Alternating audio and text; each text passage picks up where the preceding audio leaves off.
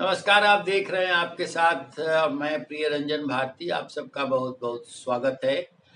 18वीं लोकसभा चुनाव का तीसरा दौर आने वाला है और तीसरे दौर के आने से पहले ही जो चुनाव प्रचार में सियासत हो रही है वो अब छिया दर और बिल्कुल निचले स्तर तक आ पहुंची लग रही है। मैं ऐसा इसलिए कह रहा हूं कि जिस तरह के राजनीतिक दलों ने जिस तरह के आरोप और लांछन लगाने शुरू किए हैं और दूसरे को नीचा दिखाने और खुद को दूध का धुला बताने की कवायद में जिस तरह से सामने वाले को अनाप शनाप कहा जा रहा है, उस तरह वो अब इसके प्रतीकात्मक रूप से ये उदाहरण सा सामने आ गया कि अब राजनीति और सियासत चुनाव के प्रचार के साथ साथ निचले पायदान पर पहुंच चुकी है। अभी कुछ दिनों पहले जिस तरह से भारतीय जनता पार्टी शीर्ष नेतृत्व लगातार कांग्रेस पर ये कहता आ रहा था कि ये सत्ता में आएंगे तो विरासत टैक्स और उनकी संपत्ति, आपकी संपत्ति आधा कर देंगे, वो कांग्रेस पर एक हमला था। और उसके साथ साथ ही भारतीय जनता पार्टी पर पलटवार करते हुए इंडी गठबंधन के घटक दलों ने और कांग्रेस ने जिस तरह से ओछी राजनीति का दौर शुरू किया है, फेक वीडियो का सहारा लेना शुरू किया है और फिर से आरक्षण के नाम पर लोगों को गुमराह करने की कोशिश की है, वो यही साबित करने वाला है कि अब लोगों को यानी मतदाताओं को देश के जो भविष्य निर्माण करता है, जिनके हाथ में सत्ता की चाबी होती है, उनको छोटे छोटे मुद्दों पर उनको व्यक्तिगत आरोपों के जाल में फंसाकर और उनके मानसिक पटल का दोहन करते हुए उन्हें सिर्फ वोट के लिए भड़काकर अपना इस्तेमाल करने की कवायद शुरू हो गई है। और ये बड़ा विचित्र सा लगता है कि कैसे हमारा लोकतंत्र किस दौर में चला जा रहा है, किस तरह की राजनीति हो गई है। अब सवालों का दौर नहीं है, अब हमारे पास समस्याओं की कमी नहीं है। बहुत सारे मुद्दे हैं देश में, विकास से लेकर के आम आदमी के रोजगार तक और सुरक्षा के कानून को लेकर के सीमा की सुरक्षा तक बहुत सारे सवाल हैं, लेकिन उन सवालों पर बात नहीं हो रही है। बात महंगाई की नहीं हो रही है, बात अन्य सवालों की नहीं हो रही है। सवाल सिर्फ ओछी राजनीति का है और उसी स्तर पर बात की जा रही है। ये राजनीतिक दल बस अब पता नहीं आने वाले दौर के मतदान की प्रक्रिया जैसे जैसे आगे बढ़ेगी, अगले दौर के चुनाव आते आते पता नहीं कितना ये निचले स्तर पे राजनीतिक दल पहुंच जाएंगे, ये एक बड़ा सवाल पड़ा होता है। अभी जिस तरह से बिहार के अंदर सत्पक्ष और विपक्ष में आरोप इस तरह के लगाए जा रहे हैं, व्यक्तिगत स्तर पे लोगों की छीटाकशी की जा रही है, वो भी बड़ी हैरत अंगेज है और कहीं ना कहीं जो सुधीजन है उनके लिए कोफ्त पैदा करने वाली है, उनको चिंता में डाल देने वाली है।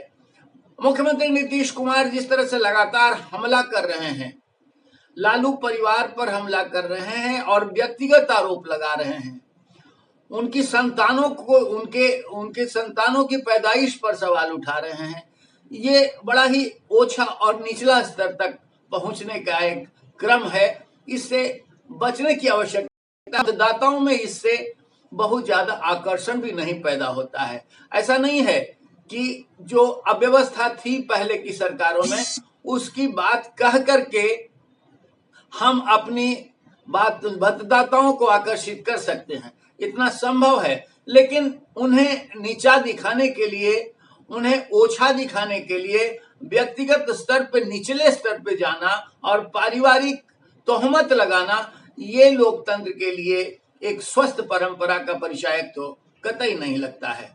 उसी तरह से तेजस्वी यादव जिस तरह अपनी सभाओं में भारतीय जनता पार्टी पर ये लांछन लगा रहे हैं, वो भी बहुत निराशाजनक है। वो लगातार इस तरह का दुष्प्रचार करते देखे जा रहे हैं कि भारतीय जनता पार्टी वो जातिवाद को बढ़ावा देगी, सांप्रदायिकता को बढ़ावा देगी और सत्ता में फिर आएगी तो ये संविधान का खात्मा कर देगी, आरक्षण का नाश कर देगी।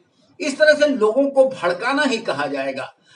ये राजनीतिक दल दूसरे के पाले में मतदाता न जाएं, दूसरे की तरफ आकर्षित ना हो, ये चेष्टा करते हैं तो बेहतर है, लेकिन इसके लिए उन्हें भड़काया जाना ये कतई सुखद और स्वस्थ नहीं कहा जाना चाहिए, लेकिन ये हो रहा है।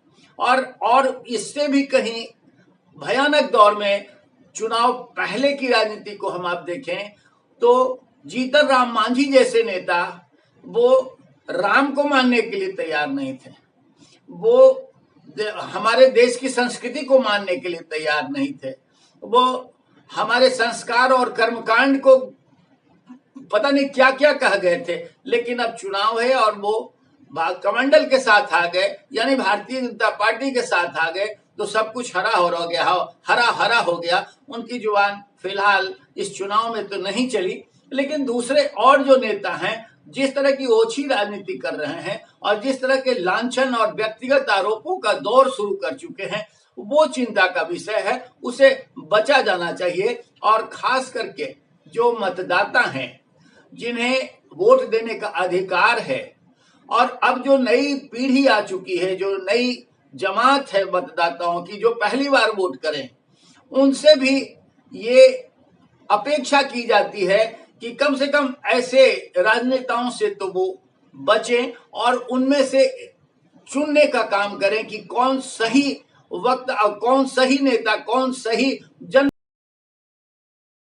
बीच में बेहतर कौन होगा, उसका मूल्यांकन करना उनका दायित्व है और तभी वो वोट करें। ये बेहतर होगा और ये स्वस्थ परंपरा का परिचायक होगा। लेकिन अभी जो जिस तरह से होड़ मची हुई है दूसरे को नीचा दिखाने के लिए, दूसरे को लांछित करने के लिए और बस अपने पक्ष में मतदाताओं का ज्यादा से ज्यादा झुकाव बनाने के लिए जो चेष्टा की जा रही है, जिस तरह से लोग दूसरे को नीचा दिखाने का काम कर रहे हैं, वो सबसे ज्यादा अभी चिंता का विषय है। और नए मतदाताओं को, जो वोटर्स हैं, उनको इनसे बच के और सही मूल्यांकन करते हुए वोट के अधिकार का उपयोग करने की आवश्यकता है। ये अगर होता है तभी भारतीय लोकतंत्र के लिए और हमारे जो लोकतंत्र की जननी कही जाती है वो उसके लिए ये बहुत सुखद परिणामदायक होगा और निश्चित ही तब भारत इस परंपरा को आगे ले जा सकेगा। दुनिया भर में इसके गौरव की स्थापना पुनर्रूप से हो पाएगी कि भारत में लोकतंत्र सही मायने में बचा हुआ है। और ये अभी हमारी नई पीढ़ी कर सकती है जिनको पहली बार वोट करना है, जिनके कंधों पर देश का भविष्य है, वो इसे बेहतर ढंग से लोगों को जवाब दे सकते हैं। जो राजनेता इस दौर में सत्ता राजनीति को ले जा रहे हैं, उनको ठिकाने लगाने के साथ साथ उन्हें सबक भी सिखा सकते हैं और लोकतंत्र की बुनियाद भी बचा सकते हैं। आप इस पर गौर कीजिए। और ये बहुत बड़ा मुद्दा है कि देश में कैसा लोकतंत्र होना चाहिए और किस तरह की राजनीतिक परंपरा की शुरुआत की जानी चाहिए। बहुत बहुत धन्यवाद। हम फिर किसी और राजनीतिक विषय पर, किसी चुनावी विषय पर आपसे बात करेंगे, लेकिन आपसे ये आग्रह भी करेंगे कि अभी तक आपने अगर हमारे चैनल को सब्सक्राइब नहीं किया है तो इसे सब्सक्राइब करें और हमारे वीडियो को एक लाइक दे करके फिर अपनी प्रतिक्रियाएं दीजिए। बने रहिए हमारे साथ। फिर मिलते हैं। नमस्कार।